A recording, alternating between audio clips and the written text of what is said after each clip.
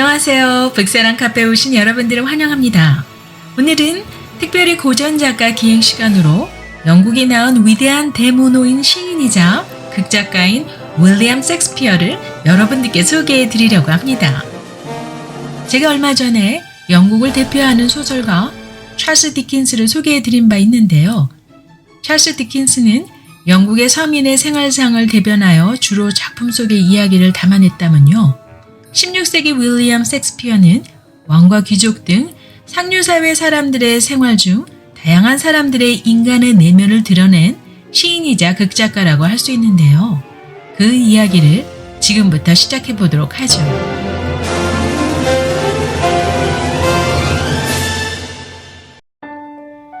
셰익스피어는 1564년 4월 잉글랜드 중부에 위치한 스트래퍼드 어폰 에이번에 있는 작은 마을 스트래퍼드에서 8남매 중 셋째로 태어납니다.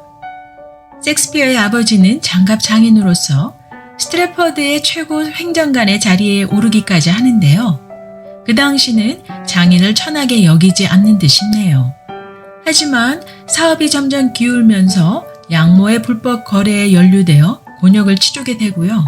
급기야 많은 부채를 떠맡게 되어 윌리엄 셰익스피어는 더 이상 학업을 계속할 수 없게 되고요. 집안일을 거둘 수밖에 없게 됩니다. 그리고 나서 18살에 8살 연상의 여인인 앤 해서웨이를 만나 결혼하게 되고요. 딸과 쌍둥이 남매를 낳습니다. 그리고 26살에 런던의 극장가의 모습을 드러내기 시작하죠. 이렇듯 셰익스피어의 생애에 관한 정보는 알려진 것이 많지 않고요. 그리 특별하지도 않은데요. 앤 해서웨이와의 결혼 후 어떤 경로로 런던까지 와서 희곡 배우도 하게 되고 극작가가 되었는지 상상에 맡길 뿐이죠. 배움이 짧았던 셰익스피어로서는 그 당시 옥스퍼드나 캠브리지 대학에서 교육받은 학식 있는 작가들과 견주는 작가의 길은 쉽지 않았을 텐데요. 그럼 어떻게 최고의 작가로 발돋움할 수 있었을까? 살짝 궁금해지네요. 우리들은 보통 학업과 창작성을 연관지어 생각하는 편견을 가질 때가 많은데요.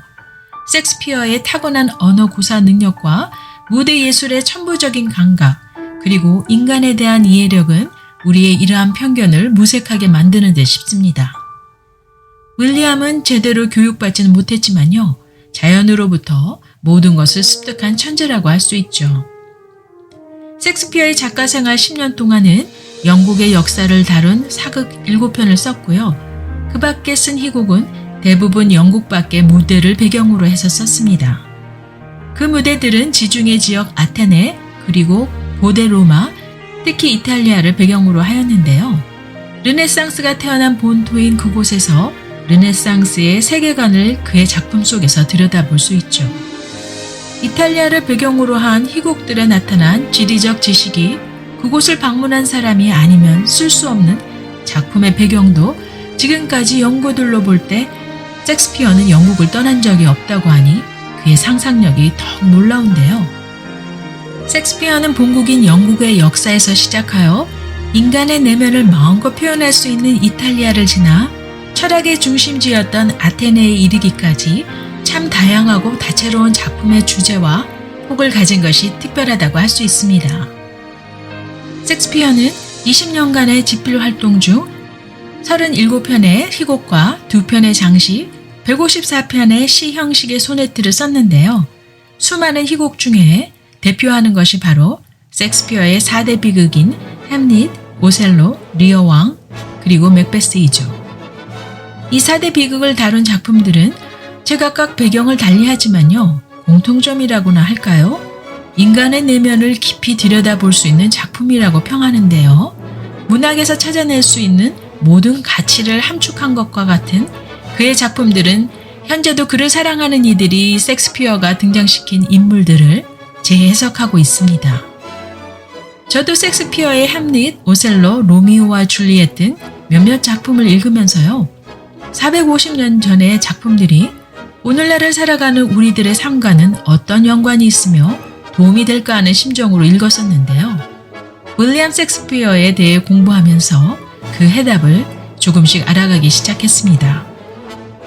우선 셰익스피어의 작품들을 통해 알게 된 것은요. 생각의 중심인데요. 사람의 생각을 알게 되면 그 사람을 알게 되고 사람을 알게 될 때 말과 행동까지 예측할 수 있다고 하죠. 그의 작품 속에서 기쁨, 슬픔, 사랑, 증오, 인간의 삶과 죽음 등을 다루고 있고요. 이러한 주제들은 우리 인간 세상에서 시대를 초월해 직면한 사실이기 때문에요. 현재와도 공통된 문제의식을 공유하고 있다고 볼 수 있습니다. 또한 셰익스피어의 작품의 특징은 진실을 바로 보는 법을 가르쳐 주는데요. 진실이란 겉으로 보이는 모습과 다를 수 있어서 쉽게 드러나지 않는 데 비해 인간의 세계는 복잡해 대개는 양면성을 가지고 있는데요. 선과 악이 따로 있는 것이 아니라 인간이 이 두 부분을 함께 가지고 있음을 보여줍니다. 이러한 연구로 450년 전의 작품들이 시대를 거쳐가면서 유명세를 가졌던 작가들에게 지속적으로 영향을 주었고요. 우리들에게까지 전해온 것이 아닐까 생각해 봅니다. 이러한 셰익스피어의 작품들이 훌륭함에도 불구하고 아직도 그의 작품을 다 이해하고 해석하는 사람은 그리 많지 않다고 합니다.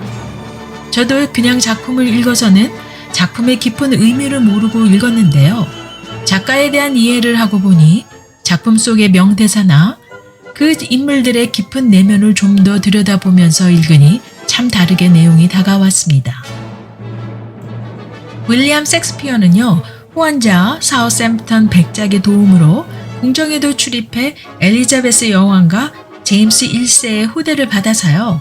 1594년에 국내부 장관, 극단의 전속 극작가로 임명되기도 했습니다. 시간이 지날수록 그의 인기는 날로 더해갔고요. 1623년 벤 존슨은 그리스와 로마의 극작가와 견줄 수 있는 사람은 오직 셰익스피어뿐이라고 하면서요. 그는 어느 한 시대의 사람이 아니라 모든 시대의 사람이라고 칭찬을 했다고 하죠.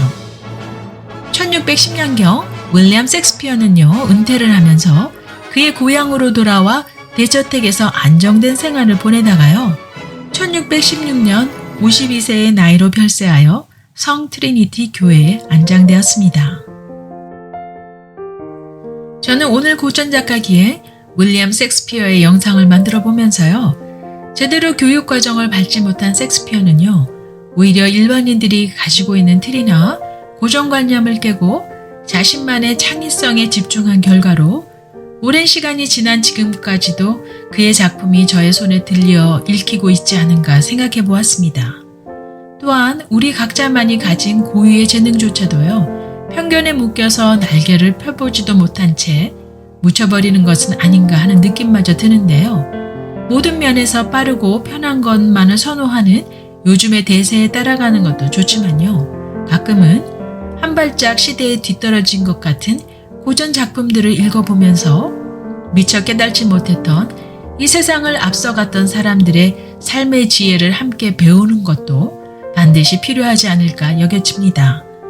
시간을 내셔서 꼭 윌리엄 셰익스피어의 작품들을 한 권씩 읽어보실 것을 권하고요. 오늘 영상이 괜찮으셨으면 구독, 좋아요 잊지 마시고요.